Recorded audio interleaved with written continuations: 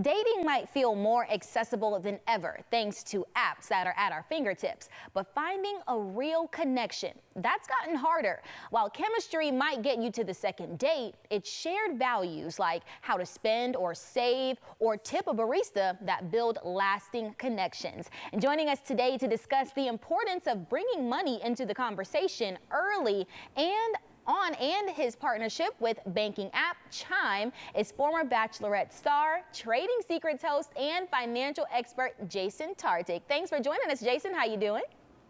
I'm doing well. Thank you so much for having me. We're happy to have you. I mean, trust me, like you said, having money early in a conversation can be a bit scary for people, but I'm happy that you're joining us to ease us into the conversation a little bit. So let's start with the survey, Banking on Love, revealing how singles across generations are handling finances in their dating lives. How have traditional financial expectations changed? Yeah, I think so. One of the words that you said there was early, and I think if we go back to the root, we need to understand that most of us just weren't taught money in our school system, and therefore we weren't taught how to talk about it. So when we see statistics of current married couples and cohabitating couples, it's very alarming to see the impact money is having on stressors, and it is actually a leading cause of divorce. So now we're actually starting to see through this Chime survey that there is a little bit of a generational shift, and that these conversations about money, these walls that have been built up, are being broken down. And so in this survey, we see that about 50% of millennials and Gen Zs actually find it attractive when someone is willing to talk and open up about their income. And by contrast, when asked the same question, baby boomers, only 23% of them agree. So that topic is related to income, but a lot of these topics around money, we're seeing generational shifts of how people are approaching them. Yeah, and also because we know that now, like you said, millennials, Gen Zers, we're finding it any and every way to try to get more ways of income, you know? So I think that's also a great way to talk about what you like and what you're invested in. I want to kind of talk about the context on your partnership with Chime. Why are you working with them, and what do they offer that you think is helpful to your followers? Yeah, you nailed that. I think rising costs in general is a way that we can all share connection. And so with Chime, one of the things that really attracted me to this partnership is that they are built on the thesis of financial progress within their products and then the information they're providing us. And through my podcast and books that I've published for almost 10 years now, I've had this thesis that financial vulnerability and transparency, all it does is it gives us information to be better earners, savers, and spenders. And so to see a platform like Chime also on board with that has been very, very enlightening. And then also the information they're providing us is giving us context to have better conversations, whether we're in relationships or we're on date number one, which is a cool way to break into a taboo topic. It is, absolutely. Let me tell you this. I know that the survey found that 33% say living beyond your means is a turn off, while 26% say that being stingy is a clear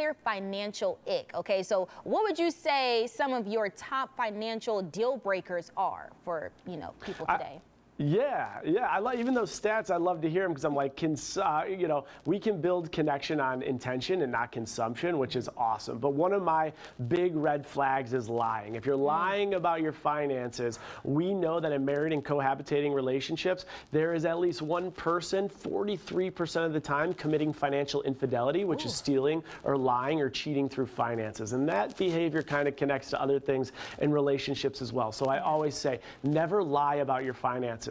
And however, if you're on the opposite side of that table, if someone is willing to be open and vulnerable about a very tough topic to talk about, we can't meet that with judgment, shaming, or blaming. So it takes two to tango with a conversation like this, but those are my two red flags: judgment and lying through money. And that is definitely something you do not want to do or even start your relationship off with. I mean, honesty is the best. That way your partner can even, you know, decide for themselves if that's something that they want to commit to or deal with, or hey, even work through together, right?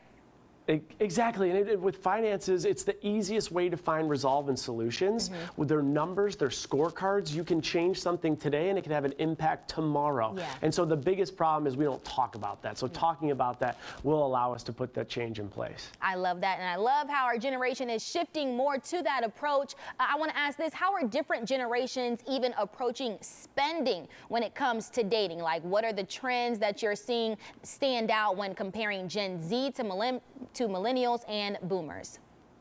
Yeah, what's really interesting is baby boomers, their number one spending habit is travel. Millennials, it's retail. 30% of U.S. retail is done all by us millennials. And for Gen Z, they're actually a little bit more cautionary with their spending due to growing up in this inflationary environment, but they're spending on wellness. And I think the biggest takeaway from that is we all prioritize spending differently, whether it's generational or not. And what we need to do is understand each other's spending story and why, as opposed to put judgment towards the way people are spending and why. Yeah, you hit the nail on the head for millennials. Retail, boy, I gotta tell you, the clothes, everything, trust me, we're going to buy, especially online, okay?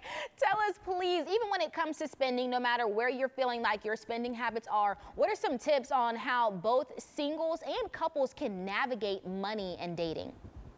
I love it. I got one for singles and one for couples. My one for singles are going to be, don't go into the first date guns a-blazing. How much do you make and what is your credit score and what is your debt? Have fun, money, playful conversations. So a couple questions you could ask. One could be, you know, if you were given $1 million today, you got to spend every dollar. How exactly are you spending every dollar in 24 hours? You get to see the creativity and how they're spending. Another one would be, what is something you overspend on? You know you overspend on it, but you'll never give that up. It's good, easy ways to build runway in tough conversation. My tip for couples is that since day one, like since we were children, we started to learn psychology of money and we started to acquire different habits with spending and saving.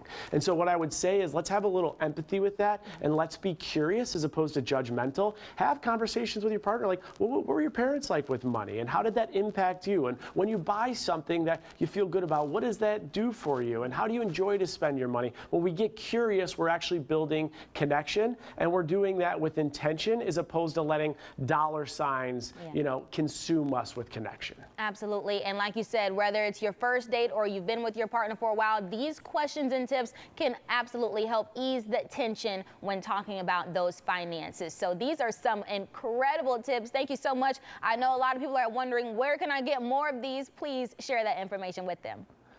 Yep, so you go to chime.com. I mentioned some of the statistics from the survey, but you can get all the statistics there and see all the different Chime banking products that are offered at chime.com. Jason, it was such a pleasure having you on the show this morning. We truly appreciate you.